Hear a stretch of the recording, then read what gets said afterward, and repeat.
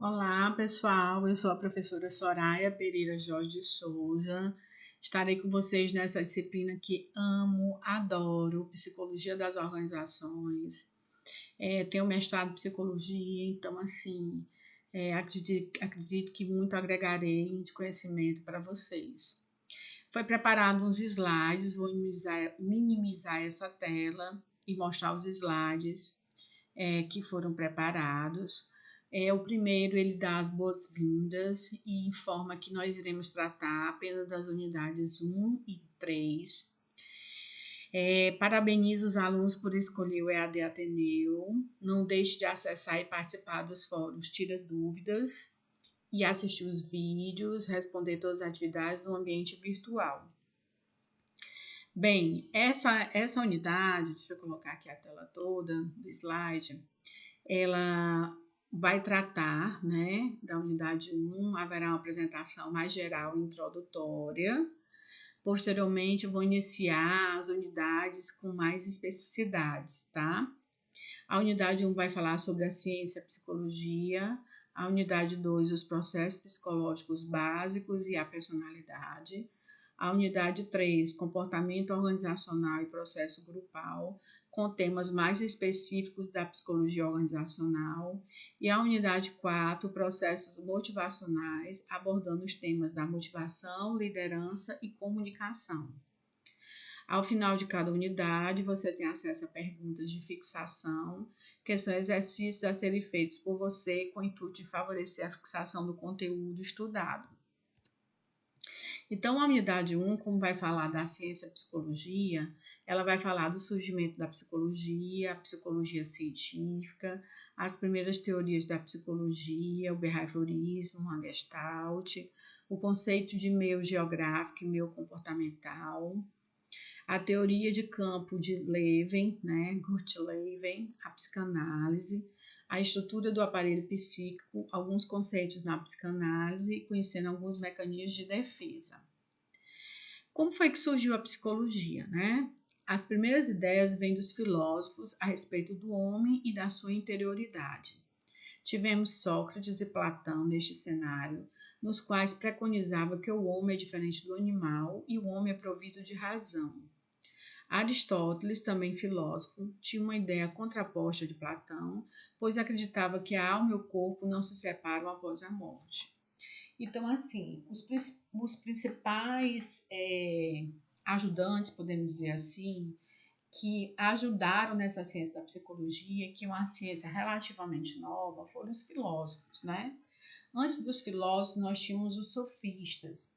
Mas os filósofos, o mais conhecido foi Platão, porque Platão foi o terceiro filósofo antes de Sócrates e Aristóteles, que ele escrevia, certo? Eles tinham ideias parecidas, eles tinham uma preocupação de compreender melhor o homem, o que o homem pensava, o que o homem dizia, né?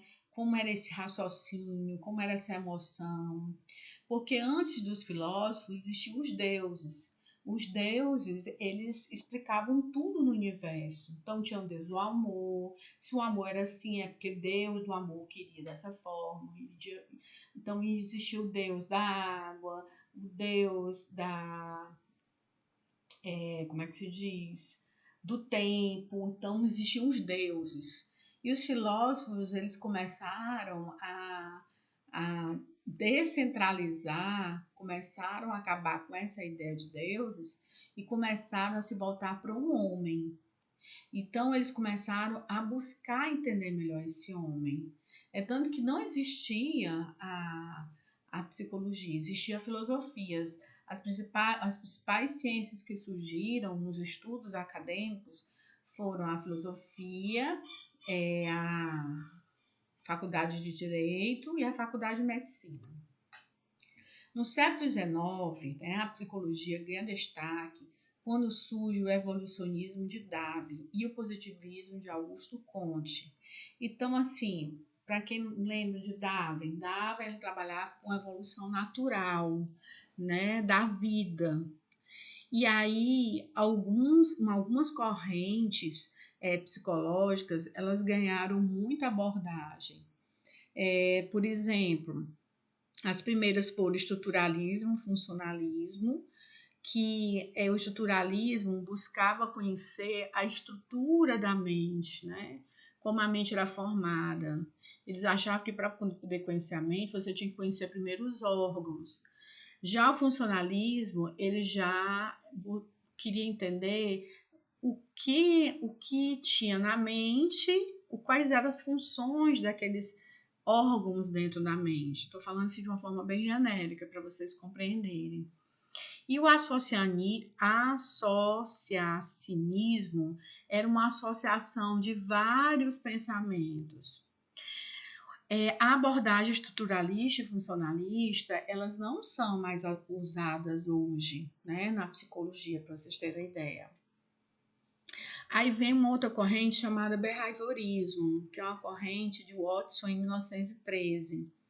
Muito interessante. O behaviorismo, ele acreditava, estou explicando com as minhas palavras, que o homem, quando ele nascia como uma folha em branco.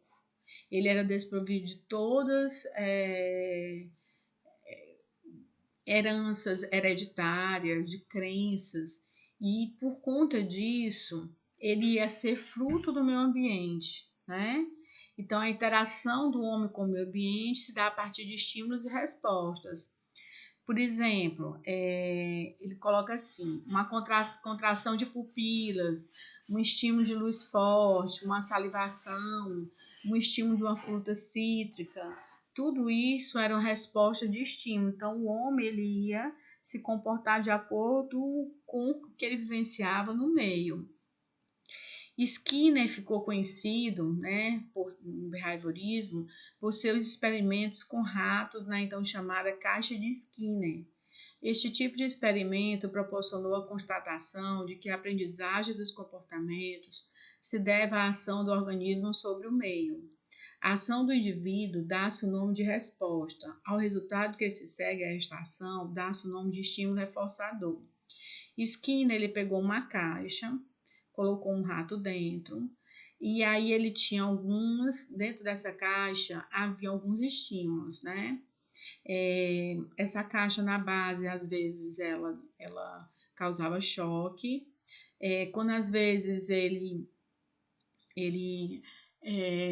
como é que se diz, estimulava uma barra de rolagem que tinha, a comida ela poderia vir, né? E em um determinado momento ele poderia fazer esse movimento na barra de rolagem e receber um choque. Então ele começou a perceber que em determinadas situações ele recebia o choque e outras situações ele não recebia o choque, ele recebia um outro estímulo. E aí ele começou a usar pode-se dizer, estímulos positivos para poder ele ter respostas positivas. Então, o que ele chama de estímulo reforçador? Se você faz alguma coisa que vai lhe fazer um bem, a tendência é você repetir aquilo. Se você faz alguma coisa que você tem um estímulo negativo, a tendência é você não repetir aquele estímulo. Gestalt. Então, Gestalt é uma outra corrente psicológica de origem alemã, né? Tradução exata ao português, mais uma aproximação seria forma, onde se tem uma visão do todo. É muito comum, às vezes, quando a gente vê figuras, onde dentro da mesma figura você consegue ver duas imagens, né? Como uma figura que você consegue ver uma criança e um idoso na mesma figura. Então, ali é uma forma de mostrar que quando você vai fazer uma abordagem do homem, você não pode ver apenas uma cena, um momento, você tem que entender o homem como um todo, o passado dele, por que ele era daquele jeito, em função de alguma coisa que aconteceu no passado, de alguma coisa que pode ocorrer para o futuro. Então, é uma visão da forma. É a partir da forma como percebemos os estímulos que definimos nosso comportamento, ou seja, nosso comportamento é definido a partir da interpretação que damos ao conteúdo percebido. Então, assim, cada um percebe de um jeito o mesmo objeto. Não percebe do mesmo jeito o mesmo objeto, desculpa. Por quê? Porque nós temos olhares diferentes sobre uma mesma situação. E então, a Gestalt ela é muito interessante porque ela faz com que você compreenda e venha respeitar essas várias formas de interpretar o conteúdo percebido. Dentro da compreensão da Gestalt, tem a visão de Levin, que desenvolveu a teoria do campo, definido como sendo a totalidade dos fatos que determinam o comportamento do indivíduo em um certo momento. Foi o que eu acabei de falar. Você não pode ver o homem de uma forma isolada, você tem que ver o homem a partir de uma visão do todo. A psicanálise. A psicanálise é uma corrente muito conhecida que foi desenvolvida por Sigmund Freud no período de 1856 a 1939, médico vienense que apresentou como descoberta no psiquismo humano uma instância por ele denominada de inconsciente. Utiliza o método da associação livre, onde os pacientes associam livremente ideias e imagens que vêm à tona, no processo terapêutico, no momento em que falam sobre suas angústias. Mas o que é inconsciente? É um sistema do aparelho psíquico onde estão depositados conteúdos obscuros que não estão disponíveis à consciência. Esses conteúdos podem vir à consciência de forma distorcida da real, por ser de certa forma dolorosos ao psiquismo em sua forma original. Freud inicialmente divide o aparelho psíquico em 3 instâncias: o inconsciente, o pré-consciente e a consciência. À medida que os seus estudos avançam, Freud faz uma grande descoberta, que diz respeito à existência de uma sexualidade no ser humano. Isso se deu diante da constatação que a maioria dos conflitos psíquicos apresentados por seus pacientes tinham sua origem em desejos reprimidos, e ainda que tais pensamentos eram de períodos de infância. Apresentou também os mecanismos próprios do nosso psiquismo, com o intuito de amenizarmos algo que percebemos, seja no nosso mundo interno ou no externo, que é doloroso. Exemplo, o recalque. O recalque é um mecanismo de defesa. O indivíduo suprime parte da realidade, deformando o todo. Exemplo, numa proibição deixamos de ouvir não, entendendo como uma permissão. Formação reativa. Reativa é um comportamento adotado contrário ao desejo. Ternura excessiva é uma posição de agressividade que se esconde. Regressão é um outro mecanismo de defesa. Ocorre um retorno a etapas anteriores do desenvolvimento. Uma criança que, ao ganhar um irmão, passa a se comportar como um bebê, a fim de se colocar na mesma condição do recém-nascido, com o intuito de ter a atenção da mãe. Formação reativa, ele vem falar de novo. Outra é formação reativa também. Vamos pular então. Então, assim, antes de partir para a unidade 3, deixa eu fazer, então, um resumo da ideia de Freud, que tinha abordado a psicanálise. A psicanálise é uma corrente psicológica muito utilizada pelos psicólogos.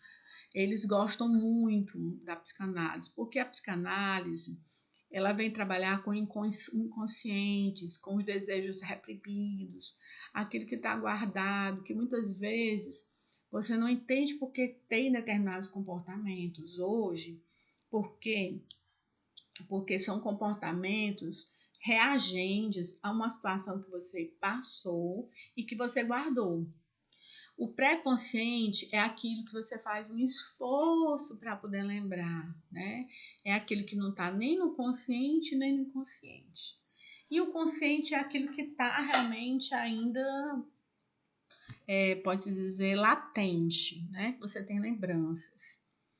Então, Freud, ele colocava que o nosso comportamento, ele advém desse inconsciente que não é visto, que você precisa fazer um esforço, Você precisa ter sessões, utilizar alguns recursos para poder fazer esse consciente vir à tona e você conseguir entender por que você tem determinados comportamentos hoje. Só que, às vezes, quando você traz esses comportamentos à tona, algumas coisas elas precisam ser muito bem trabalhadas, porque elas podem ser muito sofridas. E às vezes até é melhor que elas continuem sendo guardadas, porque o nosso cérebro ele é tão interessante que ele é inteligente, ele consegue guardar para não causar um sofrimento maior, né? Às vezes a gente até esquece, bem lembrar diante de uma situação significativa. E aí Freud também coloca que nós temos alguns mecanismos de defesa, né? O recalque, né? A formação reativa, a regressão, são formas que o homem encontra para poder ele ficar mais, como é que eu posso dizer, reagir melhor diante de determinadas situações que às vezes ele não consegue por si só tomar medidas conscientes. Então, sem ele perceber, ele começa a reagir diante de determinadas situações. Então, resumindo assim, a psicanálise é uma corrente muito rica, merece um estudo muito aprofundado, quem tem interesse, né, na área da psicologia, porque vem retratar esses aspectos, então, abordados.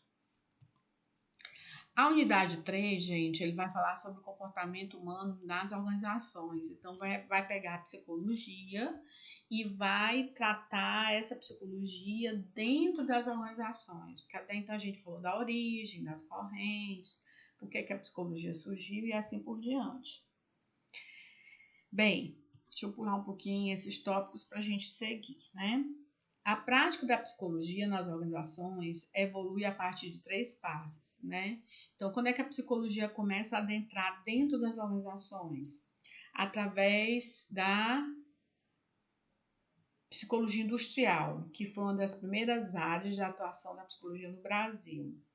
Então, a psicologia, quando ela surgiu, ela tinha o seu foco na saúde. Depois, a psicologia começou a trabalhar nas indústrias, tendo como temas de relevância a seleção, baseada na psicometria, avaliação de desempenho, treinamento e liderança. Então, essas foram as primeiras atuações da psicologia dentro das indústrias. A segunda fase da psicologia foi já chamada de psicologia organizacional. Deixou de estudar somente os postos de trabalho para dar ênfase às estruturas das organizações. Houve uma preocupação com a flexibilização das relações de trabalho, redução de conflitos entre empregados e empregadores. A terceira fase da psicologia, ela surgiu nos anos 70. Se propunha a estudar os efeitos do ambiente da tecnologia no contexto da organização do trabalho, a psicologia do trabalho, como passou a ser chamada, direcionando seus esforços para cuidar da saúde e bem-estar dos indivíduos.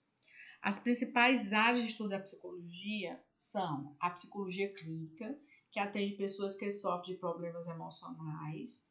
Essas intervenções podem ser individuais, em grupos sociais ou institucionais, que é muito comum, né? A mais conhecida. A orientação profissional, que orienta estudantes na escolha do curso da profissão a seguir, é o que a gente chama muito de teste vocacional feito pelos psicólogos. A psicologia social, que atua em penitenciárias, asilos e centros de atendimento a crianças e adolescentes. Elabora programas de pesquisa sobre a saúde mental da população.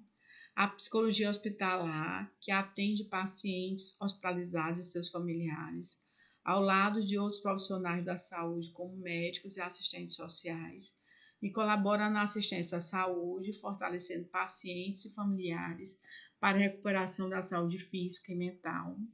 Existe a psicologia organizacional de trabalho, que é o X da questão dessa disciplina, que seleciona funcionários para empresas, treina e forma pessoal especialista em RH, promove relações sociais saudáveis entre os trabalhadores e orienta carreiras e colabora em programas de reestruturação do trabalho. A gente percebe, inclusive, assim, que as atividades elas são muito parecidas com o tecnólogo de recursos humanos, né?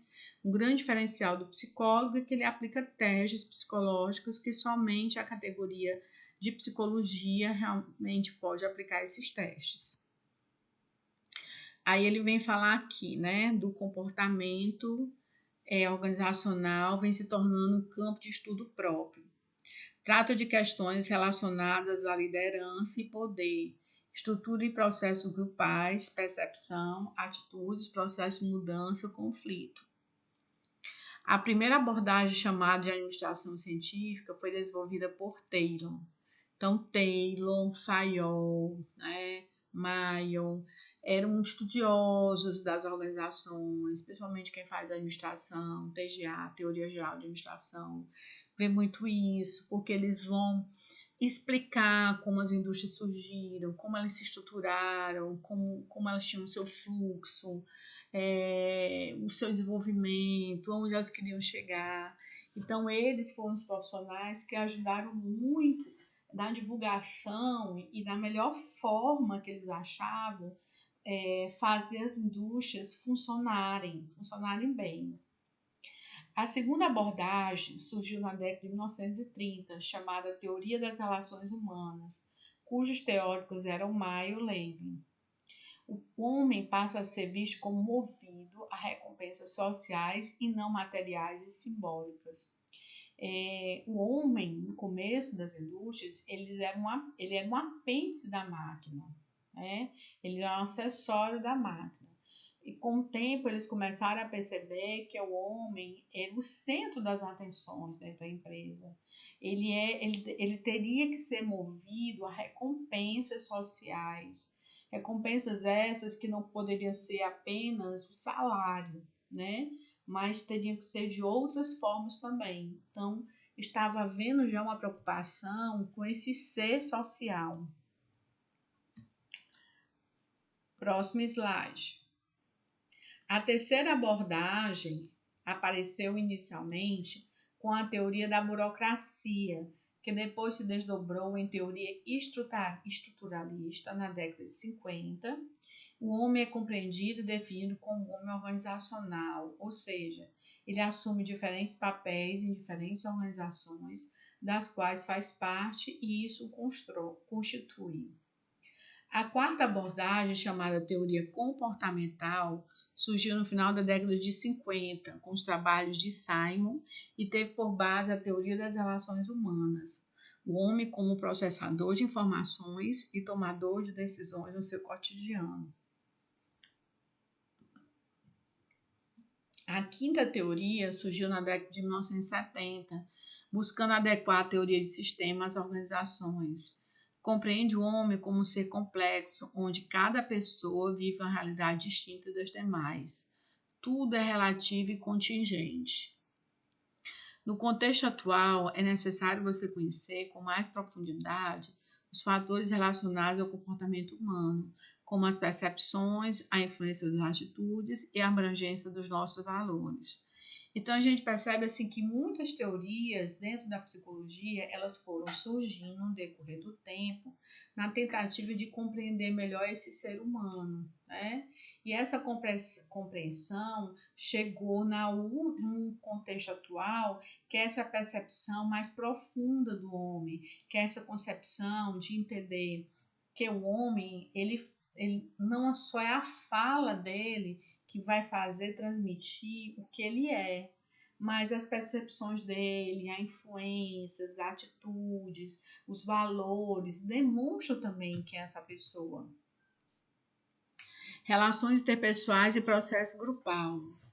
O homem é um ser social e é esta condição que o faz ser humano. São 3 as necessidades básicas de um indivíduo ao chegar a um grupo.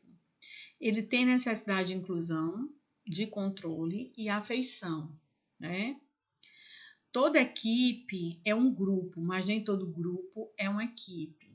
Então, qual é realmente a definição de personalidade?